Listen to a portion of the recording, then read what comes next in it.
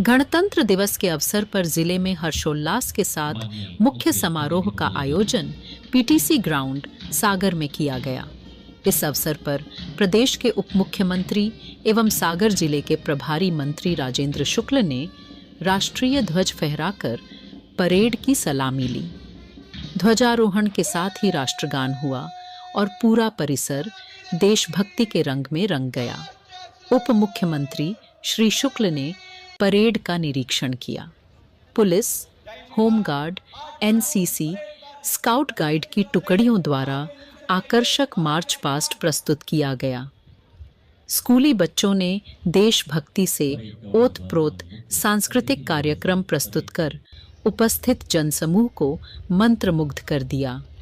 अपने संबोधन में उप मुख्यमंत्री राजेंद्र शुक्ल ने जिलेवासियों को गणतंत्र दिवस की शुभकामनाएं दी। उन्होंने कहा कि संविधान देश की आत्मा है और गणतंत्र दिवस हमें हमारे अधिकारों के साथ कर्तव्यों का भी बोध कराता है। उन्होंने कहा कि सरकार समाज के अंतिम व्यक्ति तक विकास पहुंचाने के लिए प्रतिबद्ध है। समारोह के दौरान विभिन्न क्षेत्रों में उत्कृष्ट कार्य करने वाले अधिकारियों, कर्मचारियों, शिक्षकों एवं विद्यार्थियों को सम्मानित किया गया।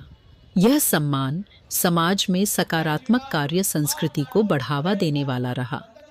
कार्यक्रम में जनप्रतिनिधि, जिला प्रशासन के वरिष्ठ अधिकारी, पुलिस विभाग के अधिकारी कर्मचारी, सामाजिक संगठनों के प्रतिनिधि, छात्र छात्राएं एवं बड़ी संख्या में नागरिक उपस्थित रहे। समारोह का समापन देशभक्ति गीतों और जयघोष के साथ हुआ। प्रिय प्रदेशवासियों, भारत के 77वें गणतंत्र दिवस के मंगल अवसर पर हार्दिक बधाई एवं शुभकामनाएं। आज राष्ट्र के जनगण मन में देशभक्ति और देश के लिए गर्व का भाव सशक्त हो रहा है। यशस्वी प्रधानमंत्री श्री नरेंद्र मोदी जी के नेतृत्व गुण के फलस्वरूप यह संभव हुआ है। आज संपूर्ण विश्व में भारत की गरिमा बढ़ रही है। इस पावन अवसर पर मैं भारत माता की आज़ादी के लिए हंसते हंसते सूली चढ़ने वाले अमर शहीदों के चरणों में विनम्र श्रद्धांजलि अर्पित करता हूँ। यशस्वी प्रधानमंत्री श्री नरेंद्र मोदी जी ने राष्ट्र का कुशलतापूर्वक नेतृत्व करते हुए पूरे प्रदेश में, पूरे विश्व में श्रेष्ठ छवि बनाई है। भारत को पूरी दुनिया में सम्मान की नज़र से देखा जा रहा है। प्रधानमंत्री श्री मोदी ने गरीब, युवा, अन्नदाता और नारी के विकास के लिए आह्वान किया है। मध्य प्रदेश सरकार संकल्पबद्ध होकर कार्य कर रही है। ज्ञान के मंत्र की सिद्धि की दिशा में मध्य प्रदेश सरकार ने 4 मिशन युवा शक्ति, गरीब कल्याण, किसान कल्याण और नारी सशक्तिकरण प्रारंभ किए हैं। हमारे देश की अर्थव्यवस्था कृषि आधारित है। खेती किसानी करने वाले भाइयों के जीवन में मुस्कान लाने के लिए बहुआयामी प्रयास किए गए हैं। मध्य प्रदेश में वर्ष 2026 को किसान कल्याण वर्ष के रूप में मनाने का निर्णय लिया गया है। इसके लिए प्रयास गत वर्ष ही प्रारंभ कर दिए गए थे। वर्ष 2002-03 में कृषि एवं संबद्ध क्षेत्र का बजट 600 करोड़ रुपए था, जिसे वर्ष 2024-25 में बढ़ाकर 27,050 करोड़ से अधिक किया गया है। समृद्ध किसान समृद्ध प्रदेश की दिशा में प्रदेश में कृषि विकास का बहुआयामी मॉडल तैयार किया गया है, जिसमें 10 बहुउद्देशीय गतिविधियों को शामिल किया गया है। किसानों को समृद्ध बनाने के लिए मुख्य फसलों के साथ उद्यानिकी फसलों के उत्पादन के लिए प्रोत्साहन किया जा रहा है। आज से 5 साल पहले उद्यानिकी क्षेत्रफल को जो 20% था वह बढ़कर 23% हुआ है और उत्पादन भी 344 लाख मीट्रिक टन से बढ़कर 425 लाख मीट्रिक टन हुआ है। मध्य प्रदेश टमाटर, धनिया, लहसुन और संतरा उत्पादन में प्रथम है। इसी तरह पुष्प उत्पादन, सीताफल किए गए हैं। इस वित्त वर्ष में गौशालाओं के लिए बजट प्रावधान 250 से बढ़ाकर 550 करोड़ रुपए किया गया है।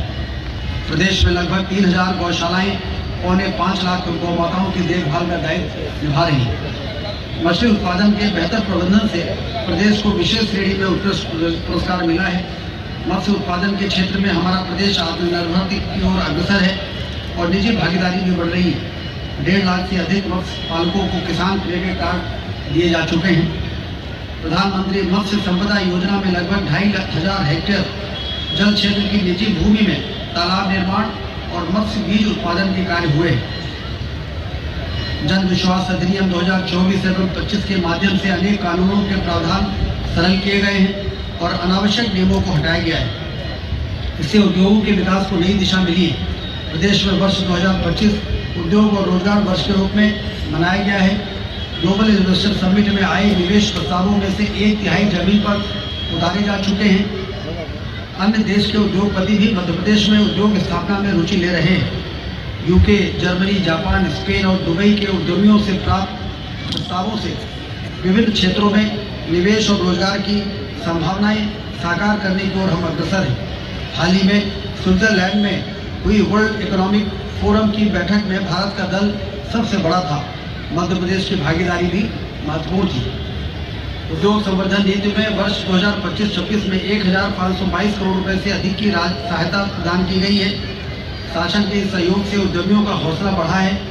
मध्य प्रदेश के उद्योग क्षेत्र में एक महत्वपूर्ण उपलब्धि धार जिले में PM मित्र पार्क की आधारशिला रखे जाने से जुड़ी है।